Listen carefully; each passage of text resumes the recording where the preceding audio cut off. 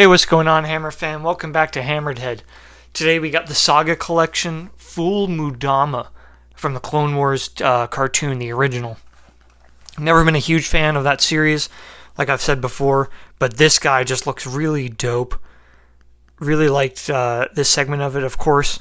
Starred Rowan Karab, everyone's favorite Ithorian Jedi.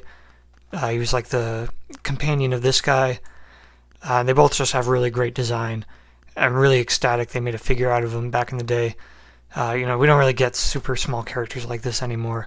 So it's great we got like this dope alien Jedi kicking around. He might just be like a reuse of the towels from the Mos Eisley Cantina, because they made a figure of him. But I'm not sure. Let me know in the comments if you know. This is cool because it says Clone Wars on the top. Not so many of those in the Saga Collection. And like sort of a creepy image of him on here, more lifelike than in the show. Foul Moudama, Battle of Coruscant. Jedi Knights Foul Moudama, Shaak Ti, and the Ithorian Rowan Karab make a desperate attempt to keep General Grievous from kidnapping Chancellor Palpatine. Their thrilling chase is filled with incredible battles, amazing acrobatics, and lots of close calls. In the end, Foul Moudama falls in battle with General Grievous, to General Grievous's lightsabers, but his spirit will live on. His spirit lives on in the Saga Collection. Species, Tals, Homeworld, Alzok 3, Mission, Protect Chancellor Palpatine. And this sort of a goofy shot of him from the show here. Get a holographic Luke. Really dope. Really excited to look at this guy, so let's get him out of there. Alright, Foul Moudama.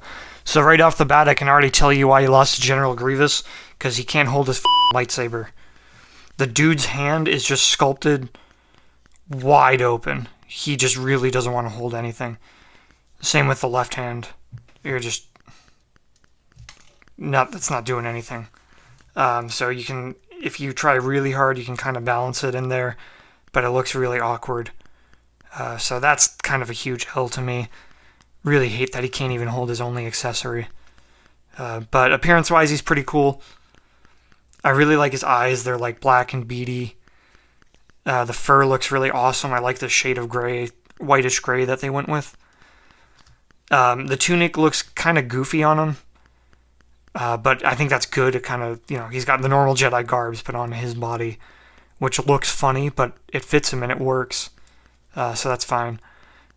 He does have like a bit of an awkward pose. The articulation is very minimal, so he's just kind of standing there like that, which is a little weird, but it's not the end of the world. And then this swivel elbow is a little, juts out a little bit at the point there, which is weird. But detail-wise, he's good. He's got some stuff on the belt. He has a hole for a lightsaber hilt, but does not come with an unlit lightsaber. So if you have an extra one, I guess you could put it on there. Would make more sense, because he can't even hold the lit one that he comes with. Another pouch. And then I think one of my favorite parts are these boots. They just look so huge. I think that looks really funny. They're not bad, obviously. He's got huge feet. And they are sculpted, like actually around it, so you can see his fur through the buckle there. So I think they look really good. It's just funny seeing how big they are. So overall, I like the appearance of the guy. Just pretty disappointed that he can't hold a lightsaber. I just realized that the boots actually unbuckle. These things just popped out while I was moving them around. And it looks like we might be able to take the whole boot off. Yep. Look at that. Okay, so I'm glad I discovered that. So he has fully sculpted feet with these giant toes. You can actually has like the pad to his foot like he's a dog, and he does have the peg hole in there. So you can actually use him on the stand. But there he is with one boot on, one boot off. So you can kind of pose him however you want. I like the boots on. I think it looks really funny. But if you want to go for a more, naturalistic look, I guess you can take them right off. Nothing super crazy about the accessories. Just a standard lightsaber that they, this is the hilt they kind of just go with generic Jedi when they don't know what to put in there. Doesn't look bad or anything. And then Foul Moudama stand. It does just say Star Wars instead of Clone Wars, which is a little disappointing, but not a huge deal. It's just good enough to get a stand. And then the regular old Luke Skywalker hologram. The Rebel insignia on the bottom.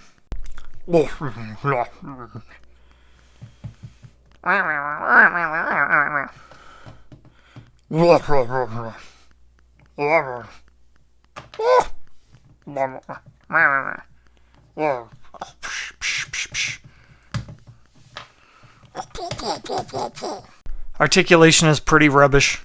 We got a swivel head, which barely moves at all, just because of the sculpt and the tunic. 2 swivel shoulders, and then he has 1 swivel elbow only in the right arm. Left arm has nothing. And then swivel hips, which again are pretty tough to move. And then, yeah, it doesn't look like the ankles do anything. Fortunately, his feet are immense, so no issues balancing him or anything. He's a really hefty guy. Just can't really pose him too well. So that's Foul Moudama. I like this guy overall. I think him not being able to hold the lightsaber is like an unacceptable flaw for a modern Star Wars figure. Just, it baffles my mind that they could release a Jedi action figure and he can't even hold his lightsaber. So that's just like such a huge drawback for me.